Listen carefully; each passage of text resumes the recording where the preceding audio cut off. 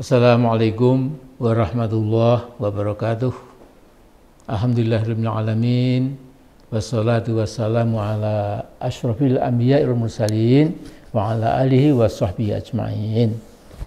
Jadi tema video saya kali ini itu politik identitas, mengapa tidak? Nah, saudara-saudara yang kebetulan melihat video saya ini, saya akan menerangkan bahwa politik identitas tidak selalu berkonotasi negatif, apalagi destruktif. Saya perhatikan kebanyakan komentar yang sempat saya ikuti langsung meloncat ke kesimpulan final, tidak ada politik identitas, tolak politik identitas. Mereka bilang ini akan menimbulkan perpecahan bangsa. Namun banyak juga yang punya suara yang sebaliknya. Salah satunya suara yang sangat segar dari Pak Mahfud MD maksud saya, dalam sebuah wawancara di sebuah stasiun televisi. Si pewawancara berusaha mengarahkan pertanyaan yang jawabannya diharapkan, ya betul, politik identitas berbahaya buat bangsa Indonesia. Namun dengan kalem, karena ditopang dengan pengetahuan yang lebih daripada memadai dan pengalaman pemerintahan yang cukup, Pak Mahfud yang jebolan UII dan UGM menerangkan dengan jernih, tidak ada yang salah dengan politik identitas. Luar biasa. There is nothing wrong whatsoever with identity politics.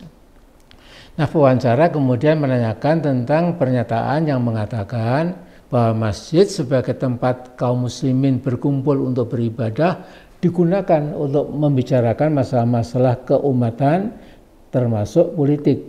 Bukankah ini sangat berbahaya?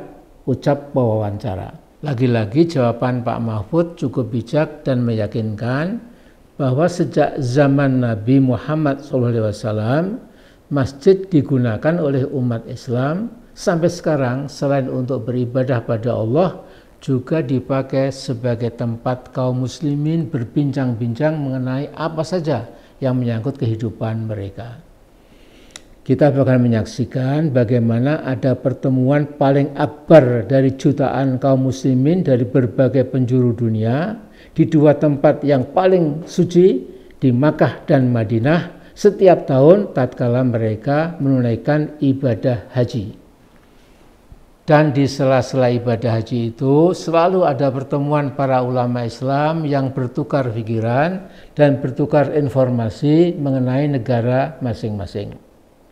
Nah, saya sama sekali bukan tergolong ulama, tapi pernah mendapat kehormatan diundang dalam pertemuan itu. Ternyata di sana ada Syekh Yusuf Qaradawi, ada Syekh Ali As-Sobuni, dan banyak sekali para tokoh ulama kaliber dunia yang berada di sana. Tentu saya hanya menjadi pendengar belaka.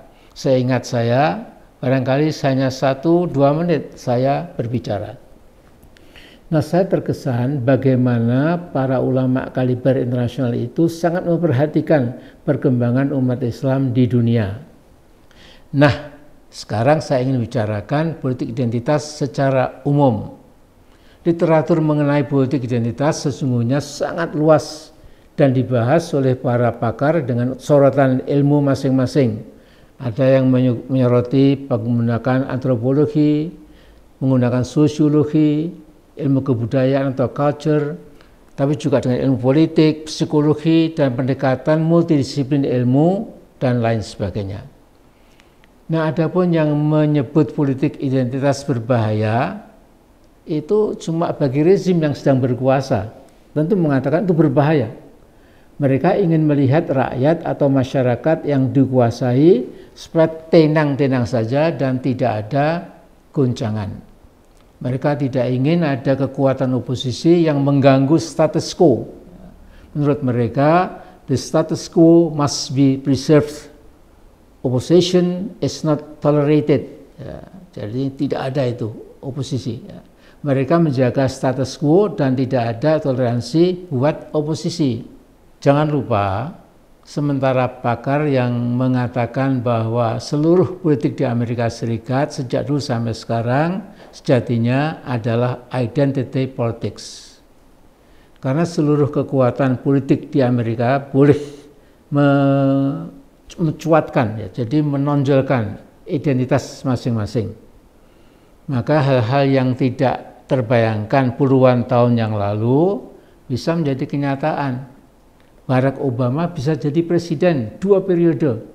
Sesungguhnya berkat politik identitas teman-teman Afro-Americans yang berkulit hitam. Malahan negara superpower yang dianggap paling kaya dan paling demokratis itu belum berhasil menempatkan tokoh perempuan jadi presiden. Jadi disalib oleh negara-negara barat lainnya yang mencatat tokoh-tokoh perempuan berhasil menjadi Perdana Menteri. Bahkan disalib oleh beberapa negara-negara muslim, ya, seperti Turki, Indonesia, Pakistan, dan Bangladesh, yang mengantarkan tokoh-tokoh perempuan menjadi presiden. Misalnya Tan Susilo di Turki, ya, Benazir Bhutto di Pakistan, Hasina di Bangladesh, dan Bu Megawati di Indonesia. Cuma sayangnya seperti kita ketahui, Bu Megawati ini yang terakhir ini ya sekarang pikirannya agak compang-camping, ya, mungkin karena Bu Megawati tidak suka pada pengajian.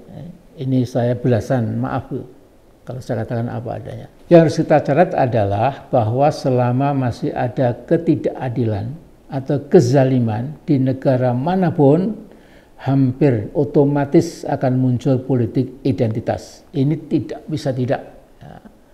Mereka yang merasakan sebagai kelompok yang dipinggirkan, dimarginalisasikan, ditindas, sering dikriminalisasi, dan dianggap sebagai warga negara kelas 2, pasti akan beroposisi lewat politik identitas.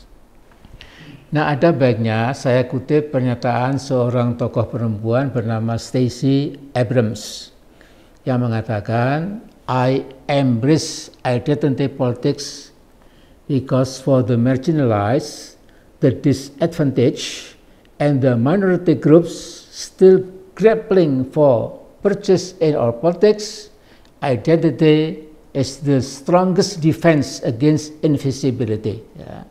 Jadi kira-kira artinya saya memegang teguh politik identitas, ya, karena bagi mereka yang mengalami marginalisasi, peminggiran, yang tertindas, ya, kemudian yang bahkan amat sulit mendapat tempat di kehidupan politik, ya, itu kemudian hanya bisa melawan kekuatan rezim yang zalim itu dengan apa?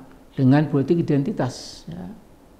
Jadi kemudian politik identitas itu akan menggabungkan kelompok tertentu di masyarakat yang punya aspirasi, punya impian, cita-cita yang sama, kemudian mereka melakukan oposisi. Hanya itu caranya. Karena kalau tidak, tentu yang sedang berkuasa makin absolut, ya, makin menjadi-jadi, makin otoriter, bahkan diktatorial. Ya. Ini yang tidak kita sukai sama sekali. Nah, Stacey Abrams ini tokoh perempuan, ya, yang telah berjuang untuk hak asasi kelompoknya. Saudaraku yang saya cintai, yang dimuliakan Allah, ya. Jadi supaya tidak terlalu panjang, saya akan mengerucut pada apa yang dirasakan oleh umat Islam di negeri kita ini, negeri Muslim terbesar di muka bumi yang bernama Indonesia. Ya. Wacana yang dijual oleh rezim yang digemborkan selalu adalah politik identitas harus dijauhi, karena kata mereka ini akan membelah bangsa.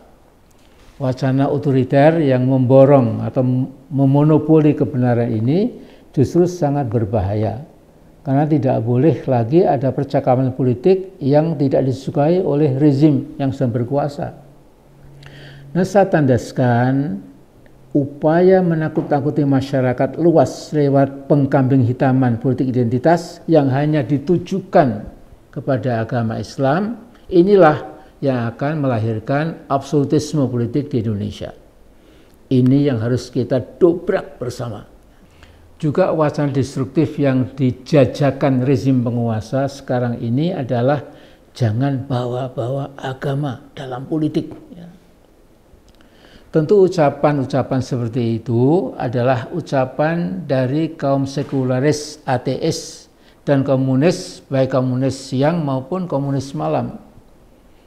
Kesempatan yang lalu dalam berbagai forum sudah saya ingatkan bahwa agitasi propaganda murahan ini sejatinya untuk mengelabui rakyat yang dianggap masih bodoh oleh mereka. Rakyat Indonesia cerdas. Kita tidak bisa lagi dibodohi dengan mereka yang memperlihatkan identitas pura-pura taat beragama dengan memakai kerudung dan peci hanya ketika kampanye pemilu. Sekali lagi, hanya ketika kampanye.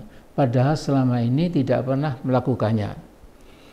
Nah, sekarang coba kita lihat, Jerman negara maju, makmur, dan tingkat kecanggihan high-tech-nya di Eropa juga paling tinggi.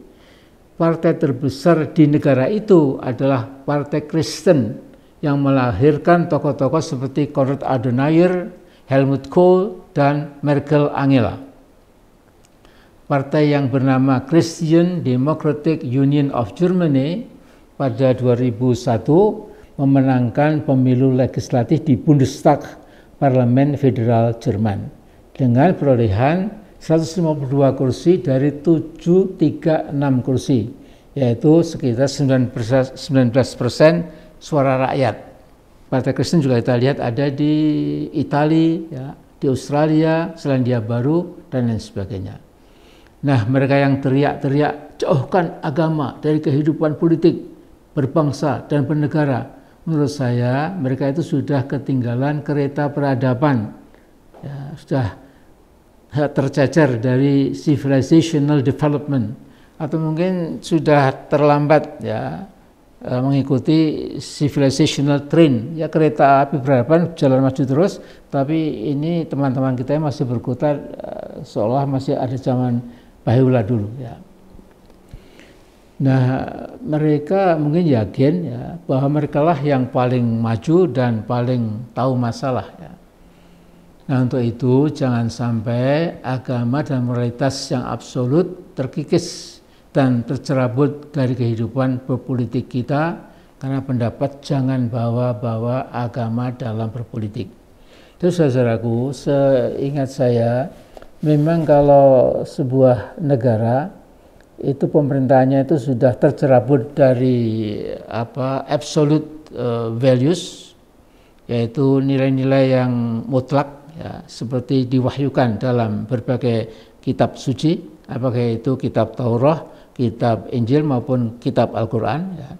Itu memang lantas kemudian, ya, apa saja bisa dikerjakan, ya, karena nggak ada koneksitas antara hidup di dunia ini dengan kehidupan ukhrawi kita, betul-betul terpenggal. Soal dunia itu ya ini mutlak absolut, tidak akan ada perhitungan lagi di the year after, di kehidupan akhirat kelak. Karena itu saya ingin mengakhiri ini dengan pendapat Al-Quran sendiri yang perlu kita camkan, ya. Di dalam surat Al-Fussilat itu Allah berfirman, wa man ahsanu qawlam mimman da'a ilallahi wa amila sholiha wa qala innani minal muslimin, ya. Apakah ada hamba Allah yang lebih mulia daripada mereka yang mengajak ke jalan kebenaran dan mengerjakan amal soleh dan berkata, sesungguhnya saya ini adalah seorang muslim, ya. Jadi tegas, ya. Juga Allah SWT memerintahkan kepada kaum muslimin untuk mengajak bertukar pikiran dengan ahlul kitab, untuk menegakkan tauhid, tidak berlaku musyrik, dan tidak menjadikan Tuhan selain Allah. Dan bila mereka justru berpaling, maka saksikanlah bahwa kami adalah orang muslim, ya. Jadi faqul syhadu bi anna muslimun, ya. Jadi orang muslim itu kan sesungguhnya mulia, ya. Jadi orang muslim itu orang yang mendapatkan guidance dari kitab suci, ya, sehingga insya Allah hidupnya juga akan seperti guidance yang dipegang teguh itu, ya.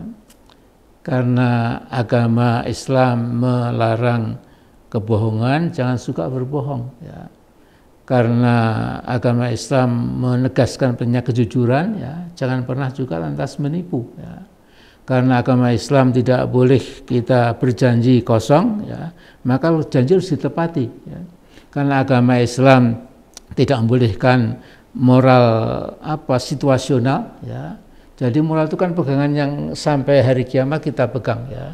Tapi kalau kita berpegang pada moral situasional, ya, yang dulu dianggap bagus, sekarang dianggap buruk, yang dulu dianggap buruk, sekarang dianggap sangat bagus, gitu. Sehingga standarnya menjadi amburadul, dan ini amat sangat berpengaruh pada kehidupan setiap bangsa. Nah, jadi saudara-saudaraku, saya ingin mengingatkan bahwa founding fathers dan founding mothers kita itu sesungguhnya amat sangat bijak dan sudah bisa membaca Indonesia ke depan, puluhan tahun ke depan, ya. Karena mereka mewariskan, ya, sebuah semboyan nasional, ya, yaitu Bhinneka Tunggal Ika, unity in diversity. Ya. Jadi mereka menyadari, kita pun sekarang juga harus menyadari, dalam tubuh bangsa ini banyak kelompok-kelompok dengan identitas yang berbeda-beda.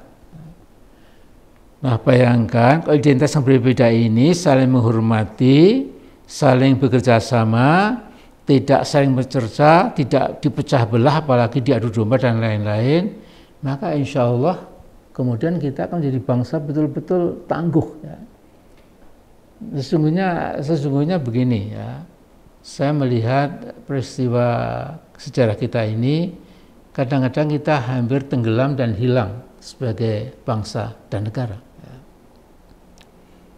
Jadi tahun 48 ada pemberontakan komunis, ya, yang hampir saja menghancurkan bangsa Indonesia yang baru beberapa 3 tahun proklamasi kemerdekaan kedaulatan. Ya. Kemudian tahun 57 ada pemberontakan PRRI Permesta, ya, yang hampir-hampir saja akan membelah bangsa kita. Ya. Tapi insya Allah kita bangkit kemudian lebih kuat lagi. Ya. Kemudian beberapa waktu yang lalu juga ada huru-hara, ya, yang menyebabkan seolah-olah kita akan tenggelam. Ya. Selalu seperti itu. Ya. Tapi lihatlah, selalu kita bangkit dengan lebih kuat lagi. Nah, jadi saya melihat masa depan bangsa besar ini, kita bangsa Indonesia, itu dengan optimisme. Ya.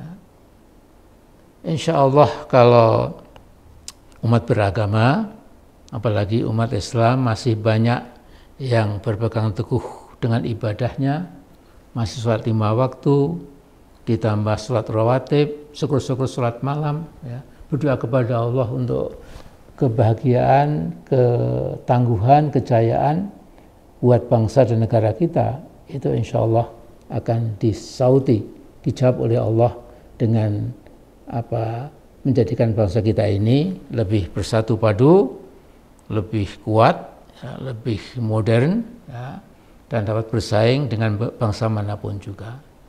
Jadi ini sedikit dari saya, ya. Dan last but not least, ya, justru politik identitas adalah politik yang Pancasilais, karena berketuhanan yang Maha Esa. Politik identitas adalah politik gagasan dan ide, bukan kebencian.